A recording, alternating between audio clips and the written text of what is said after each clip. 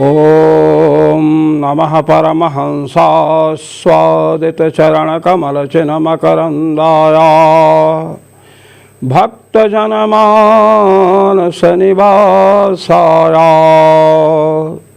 श्रीरामचन्द्राय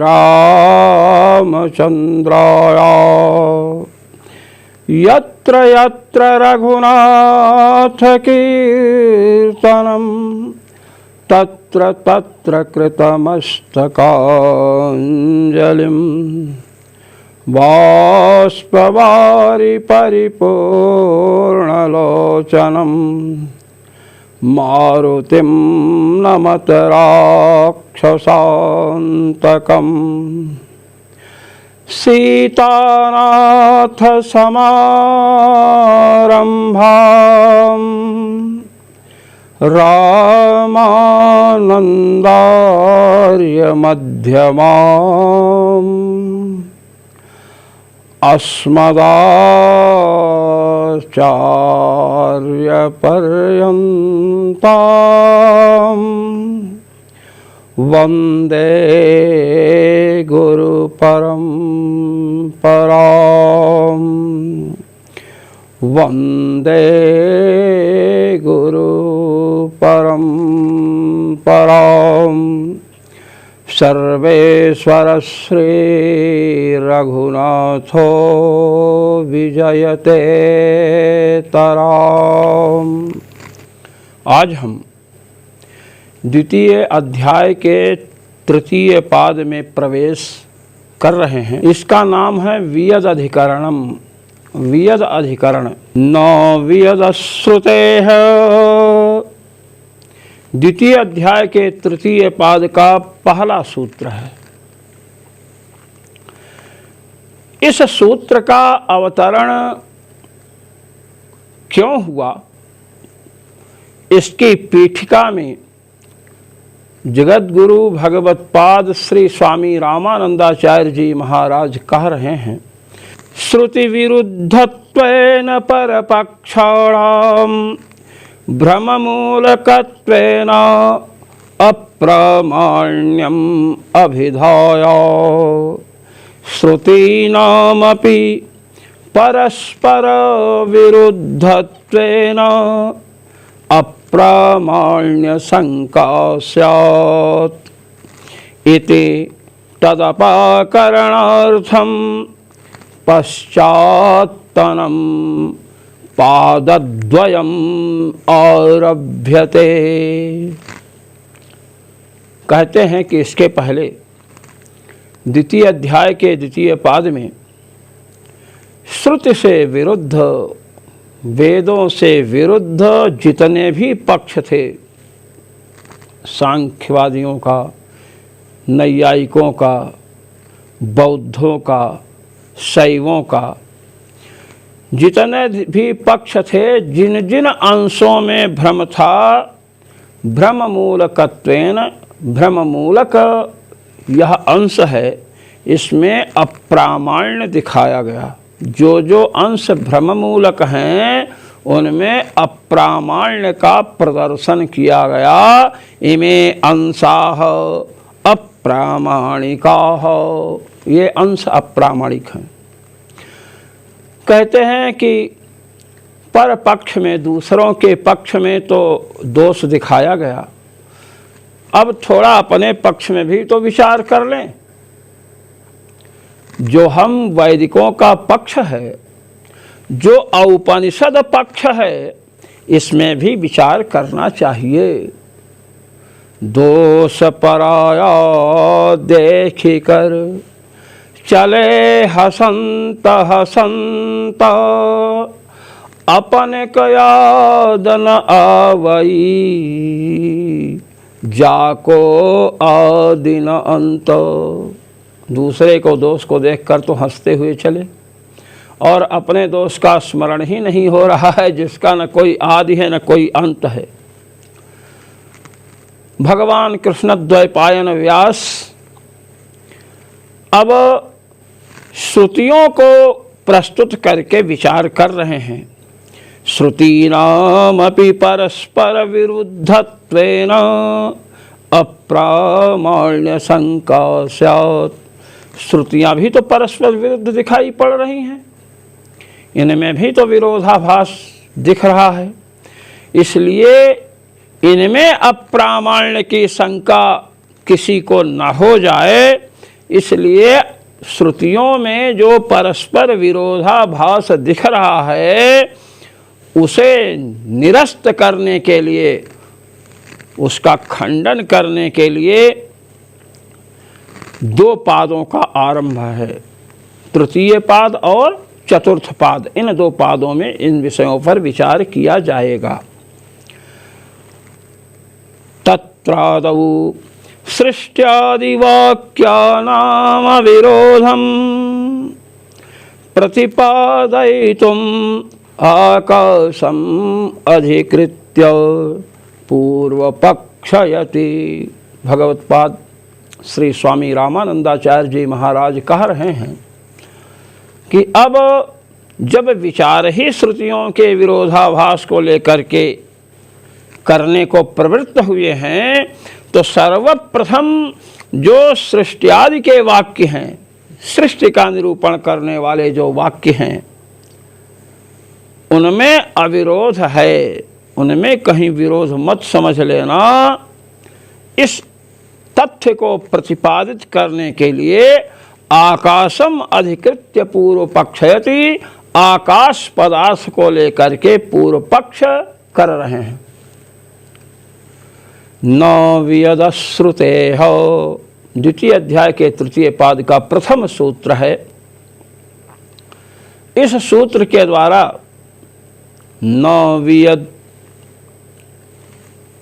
अश्रुतेह, अब इस पर भगवत्पाद श्री स्वामी रामानंदाचार्य जी महाराज के आनंद भाष्य का आनंद लीजिए। आकाशः उत्पद्यते नव इति संशये नोत्पद्यत एव आकाशः। प्रश्न यह है कि आकाश उत्पन्न होता है या नहीं। यह पक्ष वस्तुतः जो पूर्व पक्ष है ना, यह नैयायिकों की ओर से हो रहा है। न्याय दर्शन में पृथ्वी, जल, तेज, वायु और आकाश, इन 5 महाभूतों में, इन 5 द्रव्यों में पृथ्वी, जल, तेज, वायु, ये 4 तो सावयव हैं। पृथ्वी की उत्पत्ति नैयायिक परमाणुओं से मानते हैं। 2 परमाणुओं में संयोग हुआ, द्विणुक बना, और उसके बाद द्विणुक के बाद जब 3 द्विणुक मिले तो त्रिणुक बना। इस प्रकार बनते बनते महापृथ्वी तैयार हुई। यही स्थिति जल, तेज और वायु में है। आकाश को नैयायिकों ने अनुमेय माना है और नित्य माना है। तो नैयायिकों को लेकर के यह पक्ष प्रस्तुत हुआ है। हम लोग जब काशी में भगवान विश्वनाथ की नगरी में न्याय दर्शन पढ़ रहे थे, तो हमारे गुरुदेव श्री दक्षिणामूर्ति विद्यालय में थे श्री रामकृष्ण भट्ट जी। बड़ी कृपा थी उनकी हम पर। तो किसी ने कहा, वो आप नैयायिक लोग आकाश को नित्य मानते हैं और वेदांती तो उसे उत्पत्तिशील मानते हैं, उत्पन्न मानते हैं। तस्माद् वा एतस्मादात्मनः आकाशः सम्भूतः। तो मेरे गुरुदेव ने कहा कि सम्भूतः का अर्थ है अभिव्यक्तः, अभिव्यक्त हुआ। परमात्मा से आकाश उत्पन्न नहीं हुआ। जैसे आप किसी अंधकार युक्त कक्ष में प्रवेश करें, कमरे में आप प्रवेश करते हैं, हीटर रखा है, पुस्तकें रखी हैं, बिस्तर है, अब अंधेरे में तो कुछ दिख नहीं रहा है। आपने स्विच ऑन कर दिया, प्रकाश हुआ तो वस्तुएं दिखने लगी। तो क्या प्रकाश करने से वस्तुएं पैदा हुई हैं? बताइए, पैदा नहीं हुई हैं, अभिव्यक्त हुई हैं। इसी प्रकार आत्मा, परमात्मा से आकाश तस्माद् व एतस्माद् आत्मनः आकाशः सम्भूतः, इसका तात्पर्य है आकाशो अभिव्यक्तः, आकाशः अभिव्यक्तः, आकाश अभिव्यक्त हुआ, उत्पन्न हुआ, ऐसी बात नहीं है। ये बात आएगी, ये पक्ष आएगा। तो प्रश्न है आकाश उत्पन्न होता है या नहीं? आकाशः उत्पद्यते न वा इति संशये, संशय हुआ आकाश उत्पन्न होता है कि नहीं। कहते हैं नोत्पद्यते आकाशः, नोत्पद्यत एव आकाशः, कहते आकाश उत्पन्न नहीं होता है। कुतः, क्यों? कारण बतलाइए, ऐसे थोड़ा मान लेंगे। कोई कथा है क्या? अश्रुतेः श्रुतौ उत्पत्तेः, अश्रुतेः कहते हैं उपनिषदों में, वेदों में आकाश की उत्पत्ति श्रूयमाण नहीं है। कहते हैं, चलिए हम उपनिषद में चलते हैं। छांदोग्ये सदैव सौम्येदमग्र आसीत् तदैक्षत बहुस्यां प्रजा एया तत्तेजो सृजत। छांदोग्य उपनिषद के 6ठे अध्याय के अंतर्गत यह चर्चा आई है। हे सौम्य, सृष्टि काल के पहले सत ही था, केवल सत था, ब्रह्म। तदैक्षत बहुश्याम प्रजाएय, उसने संकल्प किया कि मैं अनेक रूपों में हो जाऊं, उत्पन्न होऊं। और उसके बाद तत्तेजो असृजत, उसने तेज की रचना की। अब यहाँ पर आकाश के रचना की बात कहाँ है? इति सृष्टिवाक्ये गगनस्योत्पत्तिर्न श्रूयते। ये जो सृष्टि वाक्य है, सृष्टि प्रक्रिया जो वहाँ वर्णित है, वहाँ पर आकाश की उत्पत्ति नहीं सुनाई दे रही है। असंभवद उक्तिका ही आकाशस्योत्पत्ति, इसलिए आकाश की उत्पत्ति जो है कोई कह नहीं सकता है। असंभवद उक्तिका, कोई वचन संभव ही नहीं है, कोई वचन उपलब्ध ही नहीं हो रहा है जिससे आकाश की उत्पत्ति मानी जाए। दूसरी बात, निरवयवत्वात् आकाशः नोत्पद्यते निरवयवत्वात् आत्मवत्, ये अनुमान करेंगे। आकाश को बनाएंगे पक्ष, नोत्पद्यते उत्पत्ति भाव को करेंगे साध्य, उत्पत्ति भाव साध्य है। निरवयवत्व हेतु है निरवयवत्व, आकाश में निरवयवत्व है, इसलिए आकाश की उत्पत्ति नहीं होती है। जो निरवयव है उसकी उत्पत्ति नहीं होती है। आत्मवत, जैसे आत्मा, आत्मा की उत्पत्ति नहीं मानते हैं, आत्मा निरवयव है। इसी प्रकार आकाश निरवयव है, अतएव उसकी उत्पत्ति नहीं होती है। यथा निरवयवस्य आत्मनः उत्पत्तिर्न संभवति तथा आकाशस्यापि इति। जैसे निरवयव आत्मा की उत्पत्ति नहीं होती है, वैसे ही आकाश की भी उत्पत्ति नहीं होगी, नहीं होती है, क्योंकि आकाश निर्वयव है। आप संसार में देखिए, घट की उत्पत्ति होती है, घट सावयव है। पट की उत्पत्ति होती है, मठ की, दुकान की, मकान की उत्पत्ति होती है, ये उत्पन्न होते हैं, बनाए जाते हैं, ये सावयव हैं। आकाश निरवयव है, इसलिए वह उत्पन्न नहीं होता है। जैसे आत्मा निरवयव है, उत्पन्न नहीं होता है, ऐसे ही आकाश भी निरवयव है, अतएव उत्पन्न नहीं होता है। ऐसा नैयायिकों ने कहा। कहे एतस्माद् आत्मनः आकाशः सम्भूतः। तैत्तिरीय उपनिषद में ये चर्चा आई है कि इस परमात्मा से आकाश उत्पन्न हुआ।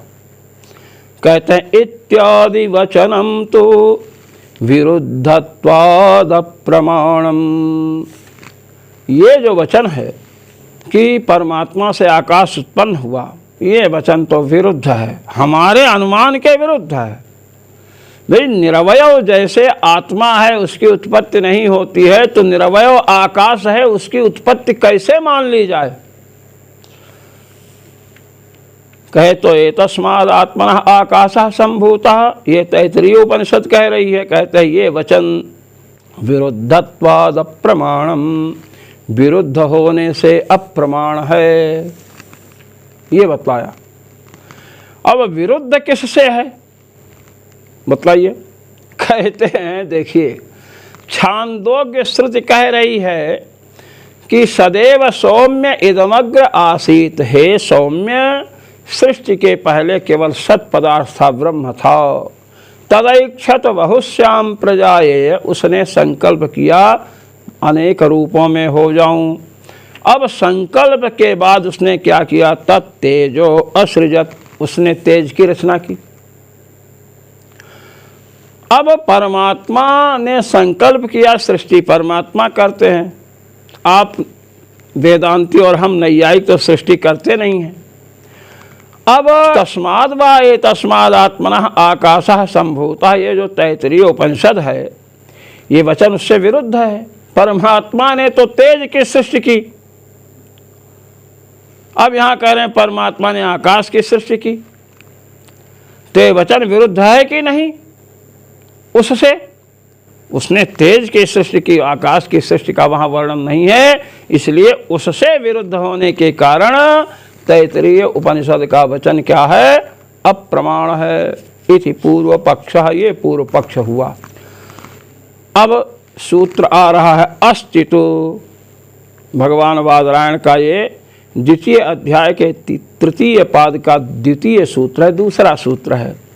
तू शब्द पूर्व पक्ष व्यावर्तक, तू शब्द पूर्व पक्ष का व्यावर्तक है, पूर्व पक्ष को निरस्त करने की सूचना दे रहा है। अस्तेव आकाशस्योत्पत्ति, आकाश की उत्पत्ति तो है ही, कहते हैं कि हाँ।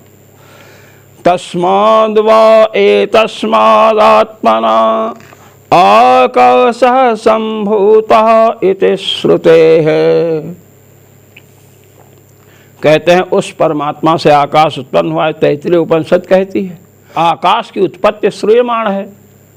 आपने कहा था न वियद श्रुते है, आकाश की उत्पत्ति नहीं होती है, क्योंकि छांदोग्य में उस सृष्टि प्रक्रिया के अंतर्गत आकाश की उत्पत्ति सुनाई नहीं देती है।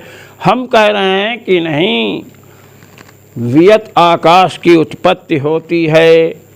तस्माद् वा एतस्माद् आत्मनः आकाशः सम्भूतः, इस तैत्तिरीयोपनिषद से आकाश की उत्पत्ति श्रूयमाण है, सुनाई देती है, इसलिए आकाश की उत्पत्ति होती है। न चास्याः स्वरवेण उत्पत्तिम आकाशस्याभिदधत्याः श्रुतेः अप्रामाण्यं शक्यं उपकल्पयितुम्। जो शब्दतः कंठतः भगवती तैत्तिरीय श्रुति आकाश की उत्पत्ति का कथन कर रही हैं, अब इस श्रुति का अप्रामाण्य है ऐसी कल्पना नहीं की जा सकती है, क्योंकि भगवान वेद जो है ना ये अपौरुषेय हैं। पुरुष में भ्रम प्रमाद विप्रलिप्सा करणा पाटव दोष होते हैं। भ्रम हो गया, भ्रम से कुछ लिख दिया। विप्रलिप्सा, कुछ पैसा मिल जाएगा, झूठी प्रशंसा कर दिया। करणा पाटव, आँख से दिखता नहीं है। जा रहे हैं स्त्री, समझ लिए कोई लाल कपड़े वाला महात्मा है, लाल साड़ी वाली स्त्री को देख करके। प्रमाद, प्रमाद कर दिया, देखा ही नहीं वस्तु क्या है, झूठे लिख दिए, बोल दिए। तो पुरुष में भ्रम प्रमाद करणा पाटो विप्रलप्सादि दोष संभव हैं, किंतु समस्त दोषों से शून्य जो भगवान हैं उनकी वाणी वेद है, उसके अप्रामाण्य की कल्पना हम नहीं कर सकते हैं। इसलिए आकाश की उत्पत्ति श्रूयमाण है। नैयायिकों ने कहा कि देखिए, हमने कहा था कि छांदोग्य श्रुति में तदैक्षत बहुश्याम प्रजाएय तत्तेजो सृजत, परमात्मा ने संकल्प किया कि मैं अनेक रूपों में हो जाऊं, उसने तेज की रचना की। यहाँ पर परमात्मा से आकाश उत्पन्न हुआ, वहाँ परमात्मा से तेज उत्पन्न हुआ, ये कहा गया है। तो परस्पर विरोध है ना, तो विरोध होने से ये श्रुति अप्रामाणिक हो जाएगी। नहीं अस्ति परस्परम विरोधो, भगवत पाद श्री स्वामी रामानंदाचार्य जी महाराज कह रहे हैं, नहीं अस्ति परस्परम विरोधो येन एकस्याः अप्रामाण्यम स्यात्। विरोध नहीं है श्रुतियों में जिससे एक को अप्रामाणिक कहें, एक का अप्रामाण्य सिद्ध करें, ऐसी बात नहीं है। विरोध हो तब ना ऐसी बात कहोगे, किसी का अप्रामाण्य स्वीकार करोगे विरोध होने पर।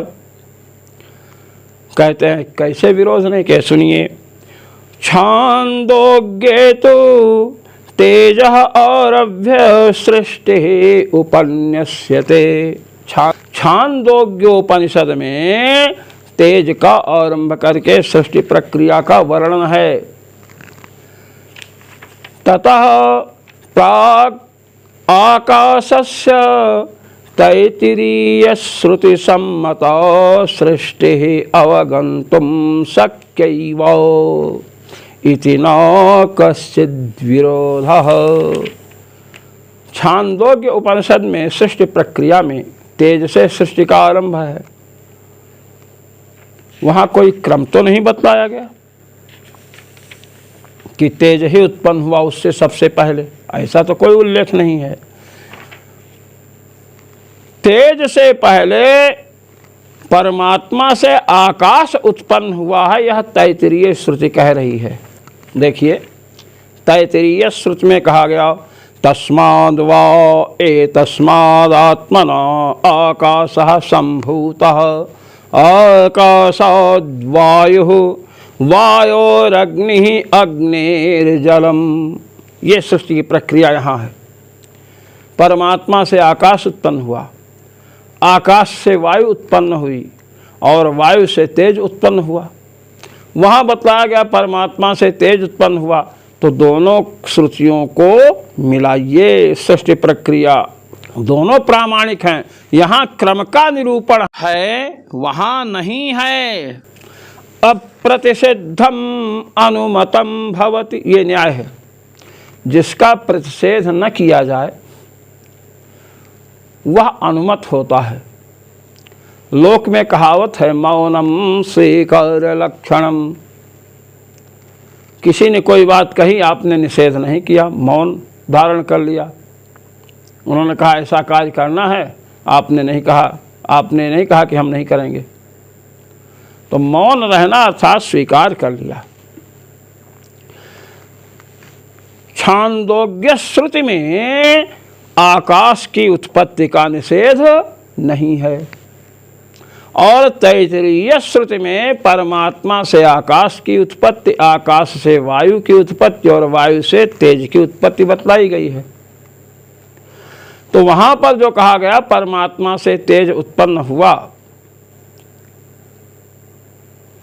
तो उसका तात्पर्य यह है कि परमात्मा से आकाश उत्पन्न हुआ, आकाश से वायु, वायु से तेज, ये इसलिए कोई विरोध नहीं है। ततः प्रागाकाशस्य तैत्तिरीय श्रुति सम्मता सृष्टिरवगन्तुं शक्यैव इति न कश्चिद् विरोधः, कोई विरोध नहीं। निरवयवत्वेन गगनस्य अनुत्पत्तिः इति मतं तु श्रुतिपरः तत्त्वाध्येयम् एव इति सिद्धान्तः। नैयायिकों ने कहा कि अच्छा, हमने अनुमान किया था आकाशः नोत्पद्यते निरवयवत्वात्, आत्मवत् आकाश उत्पन्न नहीं होता है क्योंकि निरवयव है, जैसे आत्मा निरवयव होने से उत्पन्न नहीं होता है, वैसे ही आकाश भी निरवयव होने से उत्पन्न नहीं होगा। यत्र यत्र निरवयवत्वं तत्र तत्र उत्पत्त्यभावः, ये व्याप्ति का दर्शन हुआ। और आकाशः नोत्पद्यते निरवयवत्वात् आत्मवत्। अब परामर्श क्या होगा? निरवयवत्व व्याप्य उत्पत्त्यभाववान् आकाशः। अब अनुमिति हो जाएगी आकाशः उत्पत्त्यभाववान्। ये तो कहते हैं निरवयवत्व हेतु को प्रस्तुत करके आकाश उत्पन्न नहीं होता है, आकाश की उत्पत्ति का अभाव सिद्ध होता है। कहे ये जो नैयायिकों का मत है, श्रुति पराह तत्वात्, वेद से पराहत है, वेद से बाधित है, इसलिए हेयम एव इति सिद्धांतः, ये हे है, त्याज्य है। नैयायिकों ने कहा रे, कहे हाँ श्रुति से बाधित है इसलिए हे है। वेदांतियों ने नैयायिकों से पूछा कि अच्छा आप लोग ये बतलाइए, नरसिरः कपालं शुचि प्राण्यंगत्वात् शंखवत्। कोई मनुष्य मर गया, सड़गल गया, या उसकी खोपड़ी पड़ी हुई थी, फेंक दिया, खोपड़ी पड़ी है कैसे भी। अब नरसिरः कपाल को देखा तो कोई अनुमान कर रहा है नरसिरः कपालं शुचि, नरसिरः कपाल को पक्ष बनाया और शुचि अर्थात शुचित्व को साध्य किया। हमने एक दिन पहले कहा था, जहाँ न देखे वान मान त्वा लगा कर साध्य जान। जहाँ वान मान न हो साध्य के साथ, वहाँ त्वा लगाकर साध्य समझ लेना चाहिए। नरसिरः कपालम शुचि प्राण्यंगत्वात्, नरसिरः कपाल को पक्ष बनाया और शुचित्व को सिद्ध करना चाहते हैं। शुचित्व साध्य है, प्राण्यंगत्व हेतु है। शंखवत, शंख को दृष्टांत बनाया। शंख जैसे किसी प्राणी का अंग है, का प्राण्यंगत्व शंख में है और वहाँ शुचित्व है। लोग शव को फेंक करके आते हैं, साधु समाज की बात बतला रहा हूँ, तो मंदिर से शंख में जल भर करके लोगों के ऊपर छिड़कते हैं तो पवित्र हो जाता है। शंख का जल आरती होने के बाद छिड़कते हैं तो वह पवित्र हो जाता है। तो शंख के जल में पावनता है, तो शंख पवित्र है तभी तो जल पवित्र हो रहा है। यदि शंख अपवित्र होता, चमड़े के पात्र में जल रख करके छिड़का जाए तो शुद्ध होंगे। गोदुग्ध सर्वथा शुद्ध है, आप भी मानते हैं। और चमड़े के पात्र में रख दिया जाए, भैंस के चमड़े के पात्र में दूध रख दिया गया, पियोगे? नहीं पिएंगे। 3 प्रकार से वस्तु दूषित होती है, जाति दोष, निमित्त दोष और आश्रय दोष। जन्म से ही कुछ वस्तुएं दूषित होती, जैसे लहसुन है, प्याज है, बैगन है। और निमित्त दोष, आपने सुंदर गोदुग्ध से अपने हाथ से खीर बना करके रखी, अब उसमें कोई बाल टूट करके पड़ गया अथवा कोई मक्खी आकर के गिर गई, मर गई, खीर दूषित हुई कि नहीं? निमित्त के कारण। आश्रय दोष है, आपने खीर या किसी ने खीर बनाई, गोदुग्ध की खीर है, चमड़े के पात्र में ला करके, भैंस के चमड़े के पात्र में लाकर आपके सामने रखा, कहा महाराज गोदुग्ध की खीर है, खाओगे? कहेंगे चमड़े में लाया है, जूते में लाया, चमड़े का जूता है, उसमें खीर भर करके ले आया, लीजिए महाराज पीजिए, पीने में सरलता है। पिएंगे आप? नहीं पिएंगे। क्यों? क्योंकि खीर अपवित्र हो गई, खीर दूषित हो गई, क्योंकि उसका आश्रय कौन है? जूता है। अस्तु, कह रहे हैं कि नरसिरः कपाल को पक्ष बनाया और शुचित्व को साध्य किया, प्राण्यंगत्व को हेतु बनाया और शंख को दृष्टांत दिया। नरसिरः कपालम शुचि प्राण्यंगत्वात् शंखवत्। ये अनुमान नैयायिक महान भाव आपके समक्ष किसी ने किया था, आपके सामने किसी ने किया था ना? कहे हाँ हाँ किया था, मैंने उसका तुरंत खंडन कर दिया। खंडन क्यों कर दिया आपने?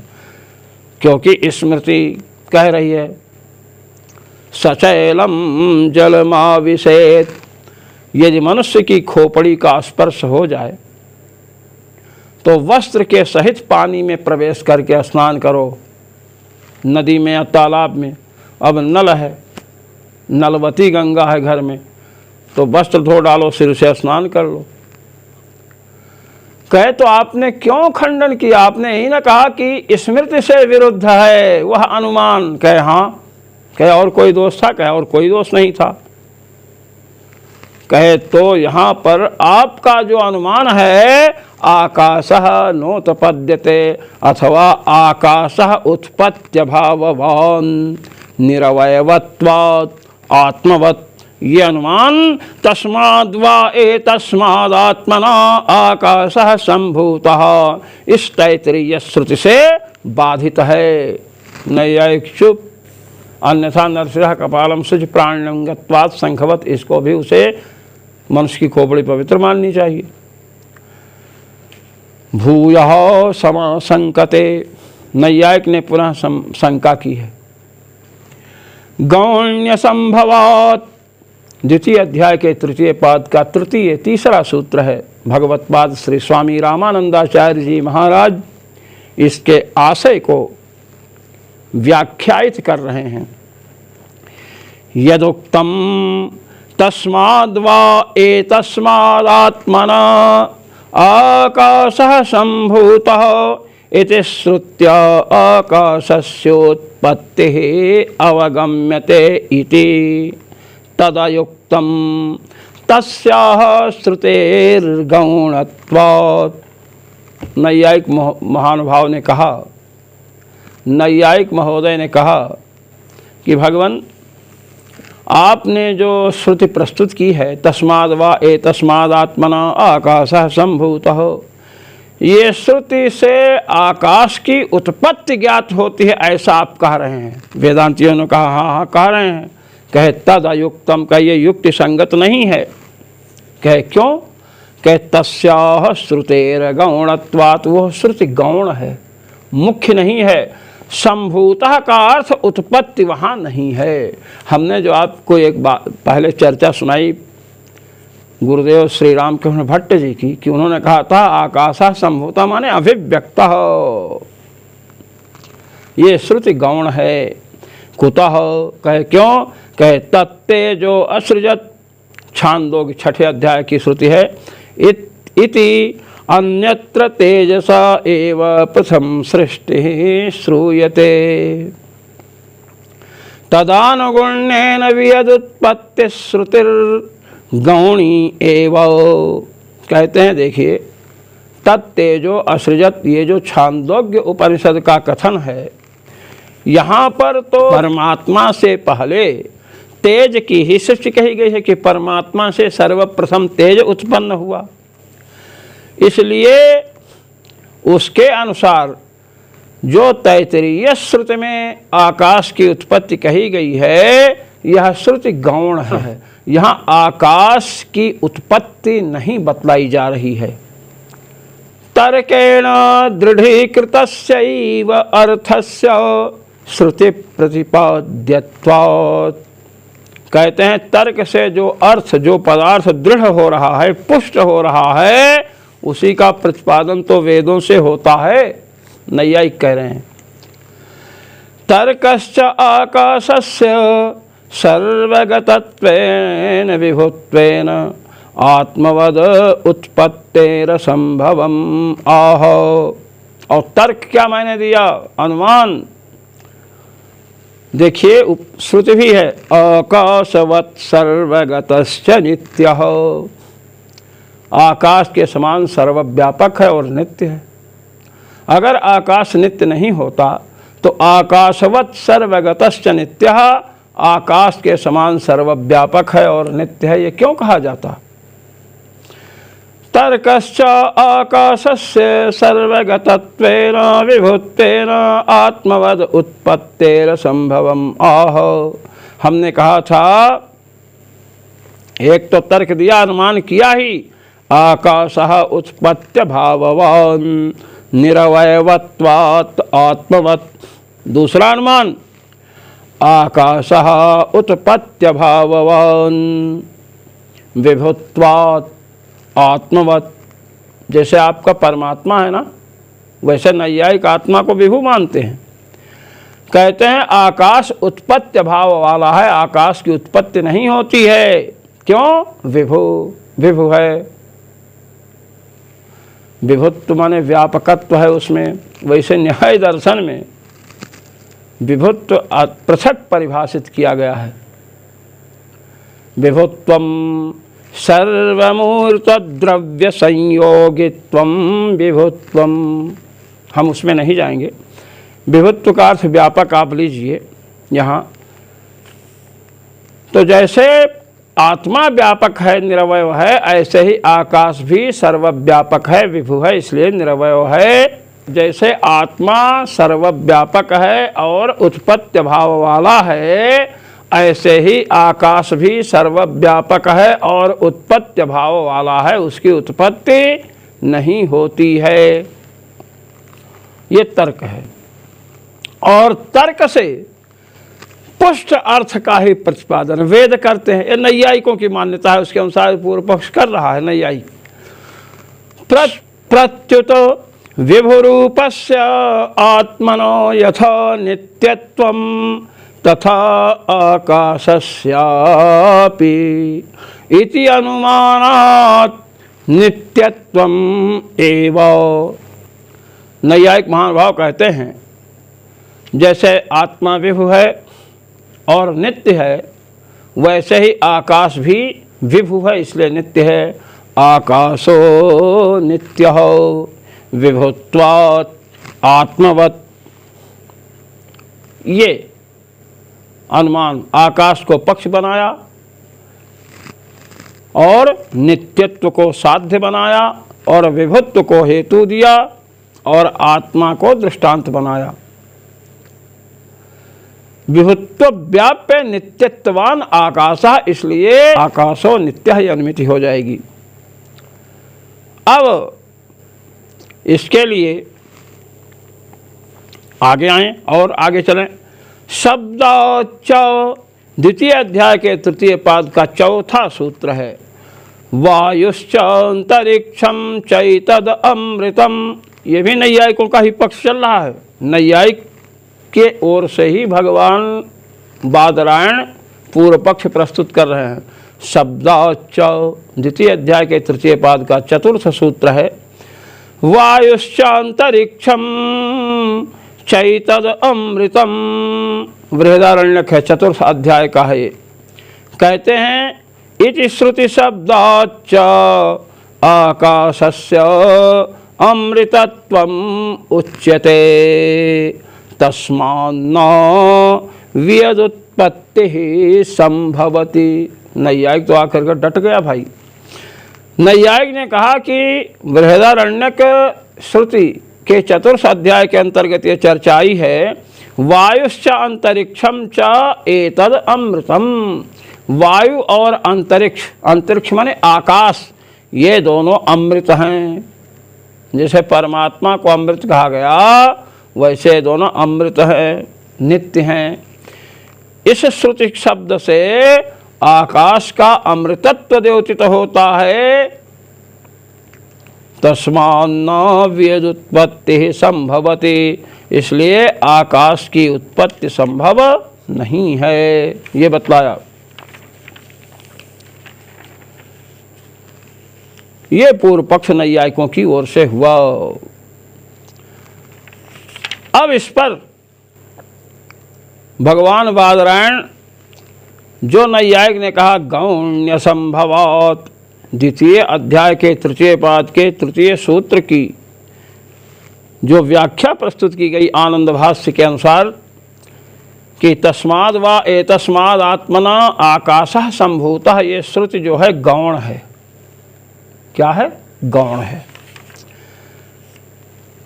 तो कहते हैं कि वाह भाई, आप कह रहे हो गौण है। अब आपके कथन पर ही हम विचार कर रहे हैं। क्या श्रुति है?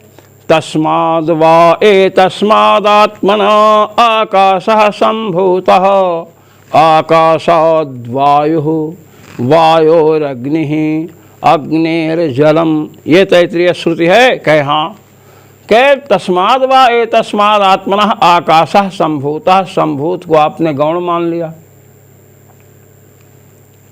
उत्पन्न अर्थ नहीं माना।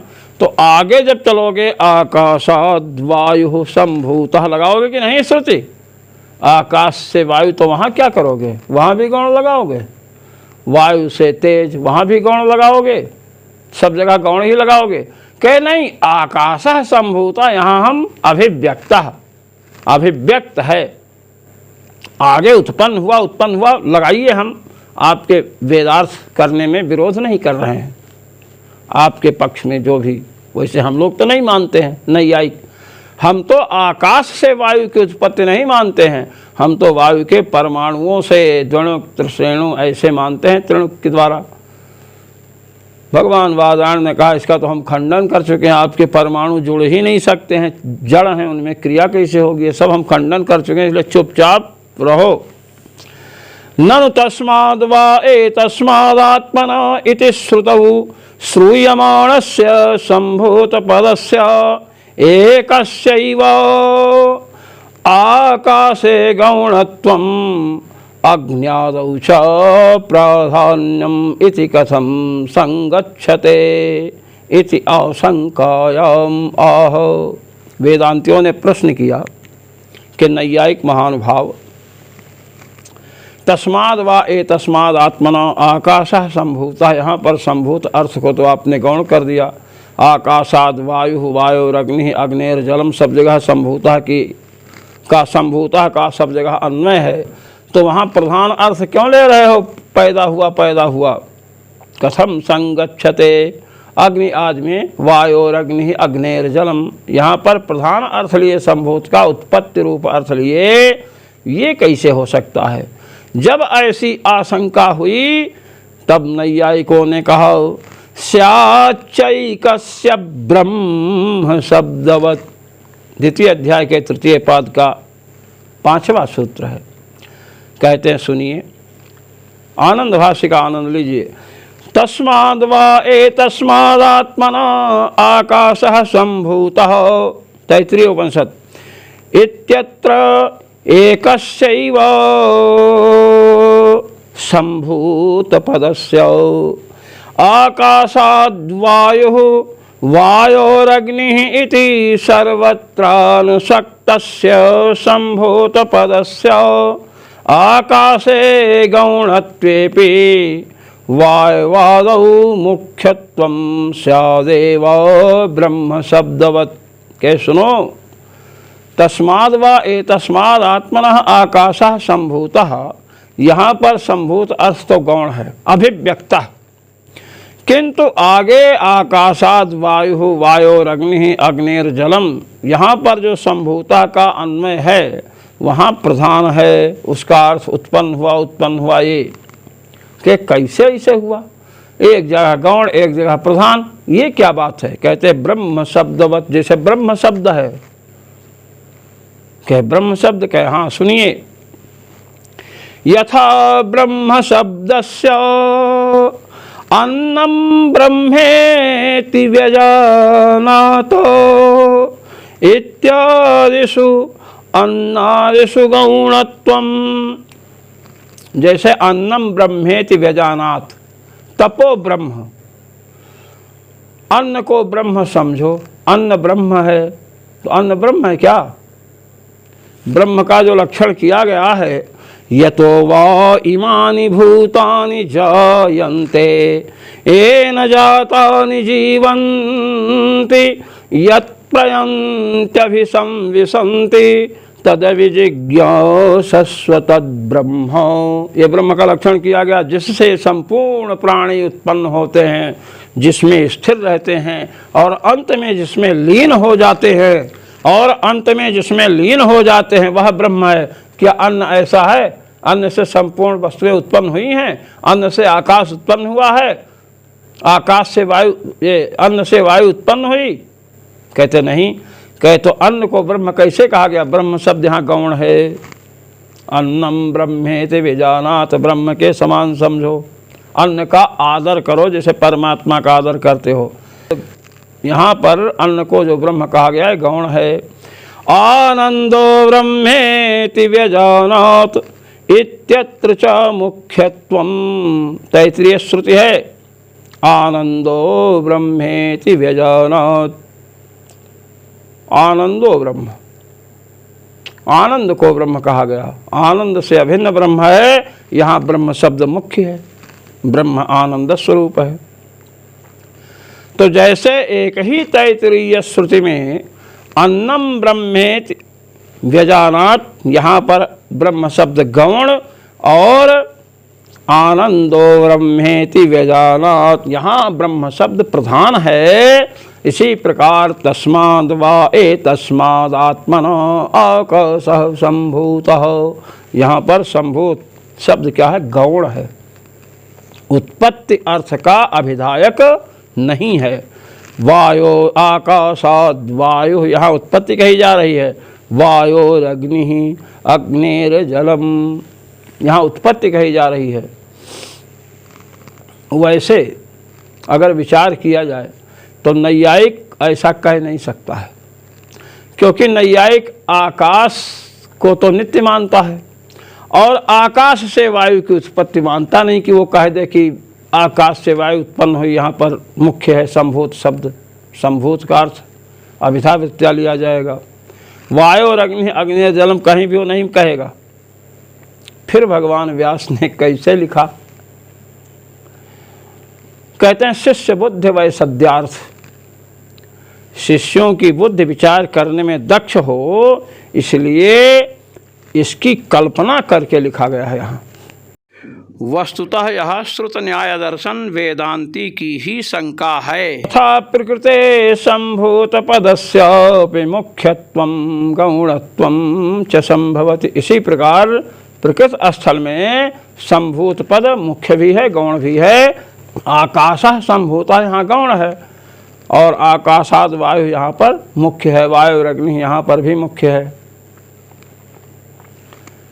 इस प्रकार बतलाया सिद्धांतयति। अब सिद्धांत पक्ष प्रस्तुत कर रहे हैं। प्रतिज्ञा निरव्यतिरेकात्, द्वितीय अध्याय के तृतीय पाद का छठा सूत्र है। यह सिद्धांत सूत्र है। भगवत पाद श्री रामानंदाचार्य जी महाराज आनंद भाष्य प्रस्तुत कर रहे हैं। एना श्रुतं श्रुतं भवत्यमतं मतमविज्ञातं विज्ञातम् इति छान्दोग्यादिषु एकविज्ञानेन सर्वविज्ञानप्रतिज्ञा प्रतिपादिता, तस्याश्च अहानिः आकाशस्य ब्रह्मकार्यत्वेनैव भवति। कह रहे हैं देखो, एक वेदांत में प्रतिज्ञा है। आप मनीषी जन इसको कई बार सुन चुके हैं। एना श्रुतं श्रुतं भवत्यमतं मतं अविज्ञातं विज्ञातं। जब श्वेत केतु पढ़ करके आए और बड़े गर्व से सीना तान करके पिताजी के पास पहुँचे तो उन्होंने कहा कि उस तत्व को तुमने अपने गुरुदेव से सुना है कि जिसके एक के ही ज्ञान से संपूर्ण पदार्थों का ज्ञान हो जाता है। एकेन विज्ञातेन सर्वमिदं विज्ञातं भवति। एक के विज्ञान से सबका विज्ञान हो जाता है। सुना? तो कहा अरे हमने तो नहीं सुना। तुरंत सीना पिचक गया। जिसके ज्ञान से जो अश्रुत वस्तु है वह श्रुत हो जाती है, जिसका मनन नहीं किया गया है वह मनन की जैसे हो जाती है, और जो अविज्ञात वस्तु है वह विज्ञात हो जाती है। ये छांदोग्य उपनिषद में एक ब्रह्म के विज्ञान से सर्व विज्ञान की प्रतिज्ञा हुई है। यदि आकाश को परमात्मा से उत्पन्न नहीं मानोगे तो ब्रह्म के ज्ञान से आकाश का ज्ञान कैसे होगा? ये बताइए। जो व्यक्ति मृत्तिका को जानता है, मिट्टी को जानता है, तो मिट्टी से बना चाहे घट हो, चाहे कुल्हड़ हो, चाहे परई हो, चाहे मिट्टी से बनी हुई थाली हो, सबको समझ लेगा ना कि ये मिट्टी है, मिट्टी है, मिट्टी है। जो मिट्टी को तो जानता है किंतु सूत्र को नहीं जानता है, सूती जो तागा होता है उसको नहीं जानता है, रेशमी तागा नहीं जानता है, ऊनी सूत को नहीं जानता है, तागा को, तो क्या मिट्टी के ज्ञान से उसे वस्त्र का ज्ञान हो जाएगा? नैयायिकों की भाषा में समवायी कारण का ज्ञान जैसे हुआ कि घट मिट्टी से बना है, तो मिट्टी से बना घट, कुल्हड़, परई सबको पता, सबका ज्ञान हुआ ना, मिट्टी है, मिट्टी है, मिट्टी है। जिसे तंतु का ज्ञान है तो वह तंतु से बने सभी वस्त्रों को समझ लेता है। लोहे का ज्ञान जिसको है तो लोहे से बनी हुई सभी वस्तुओं को समझ लेता, लोहा है, लोहा है। स्वर्ण का जिसको ज्ञान है, स्वर्ण से निर्मित हार हो, कुंडल हो, किरीट हो, सबको समझ लेता है, सोना है, सोना है, सोना है। सोने का ज्ञान है और लोहे का ज्ञान नहीं है, तो लोहे से बनी हुई वस्तुओं का ज्ञान सोने के ज्ञान होने से केवल हो जाएगा? नहीं होगा। कारण के ज्ञान से कार्य का ज्ञान होता है। तो एक ब्रह्म के विज्ञान से संपूर्ण वस्तुओं के विज्ञान की प्रतिज्ञा छांदोग्य प्रभृति उपनिषदों में आई है। यदि आकाश को परमात्मा का कार्य नहीं मानेंगे, परमात्मा से उत्पन्न नहीं मानेंगे, तो परमात्मा के ज्ञान से आकाश का ज्ञान होगा कैसे? ये बतलाओ। तस्याश्च अहानिः आकाशस्य ब्रह्म कार्यत्वेनैव भवति। इस प्रतिज्ञा की हानि हो जाएगी यदि आकाश को परमात्मा का कार्य नहीं मानेंगे। ब्रह्म सूत्रकार भगवान कृष्णद्वैपायन व्यास पहले प्रतिपादित कर चुके हैं कि ब्रह्म समग्र जगत का अभिन्न निमित्तोपादान कारण है। निमित्त कारण भी वही है और उपादान कारण भी वही है। तो ब्रह्म के ज्ञान से आकाश का ज्ञान तो तब हो सकता है जब आकाश उसका कार्य हो। इसलिए आकाश ब्रह्म का कार्य है। तस्माद् वा एतस्मादात्मनः आकाशः सम्भूतः। आकाश उत्पन्न हुआ, आकाश उसका कार्य है। इस प्रतिज्ञा की अहानि सिद्ध तभी होगी जब आकाश को परमात्मा का कार्य मानेंगे। तो श्रुतियों का जब सामंजस्य करेंगे, एक विज्ञान से सर्व विज्ञान की प्रतिज्ञा, तो जब तक आकाश को परमात्मा का कार्य नहीं मानेंगे तब तक वह प्रतिज्ञा सिद्ध नहीं हो सकती है। कारणभूतस्य एकस्य ब्रह्मणः एव नित्यत्वेन। कारणभूत जगत का कारण केवल परमात्मा ही नित्य है। तदव्यतिरेकात् ब्रह्म कार्यभूतानाम् आकाशादीनामिति। उससे अभिन्न है ब्रह्म के कार्य स्वरूप जो आकाश, पृथ्वी, जल, तेज, वायु हैं। जैसे मिट्टी से घड़ा बना, कुंभकार ने कपाल बनाया, कपाल से मिट्टी कपाल रूप में हुई, फिर उससे घट बना। तो मिट्टी को जानने वाला समझता है घड़े को भी कि ये मिट्टी है। तो मिट्टी के ज्ञान से जैसे मिट्टी से बने हुए संपूर्ण पदार्थों का ज्ञान, घट आदि का ज्ञान हो जाता है, ऐसे ही ब्रह्म का ज्ञान होने से ब्रह्म के कार्य जितने पृथ्वी, जल, तेज, वायु, आकाश आदि हैं सबका ज्ञान हो जाएगा। तो एक विज्ञान से सर्व विज्ञान की जो प्रतिज्ञा है वह उपपन्न हो जाएगी। इसलिए आकाश को ब्रह्म का कार्य मानना पड़ेगा। अतएव तस्माद् वा एतस्माद् आत्मना आकाशः सम्भूतः। ये श्रुति गौण नहीं है। शब्देभ्यश्च। द्वितीय अध्याय के तृतीय पाद का 7वां सूत्र है। छांदोग्यादि उपनिषत्सु वियदादीनामुत्पत्तिर्दृश्यते। कहते छांदोग्य आदि उपनिषदों में आकाश आदि की उत्पत्ति श्रूयमाण है। सदैव सौम्येदमग्र आसीद एकमेवाद्वितीयम्। छांदोग्य उपनिषद 6 अध्याय के अंतर्गत यह वाक्य है। इति सृष्टेः प्राग एकत्वम् अभिधाय। सृष्टि के पहले एकत्व बतलाया गया, एकमेवाद्वितीयम्, परमात्म तत्व एक ही है सृष्टि के पहले, ये बतलाया गया। फिर एतदात्म्यमिदं सर्वम् इत्यादि शब्देभ्यश्च ब्रह्मात्मकत्वेन अव्यतिरेकः कार्यभूतेषु आकाशादिषु प्रतीयते। कहते हैं फिर कहा गया एतदात्म्यमिदं सर्वम। एतद आत्मा, यही आत्मा है, परमात्मा ही आत्मा है सबका। ये वाक्य आया, इससे सभी वस्तुओं को ब्रह्मात्मक बतलाया गया।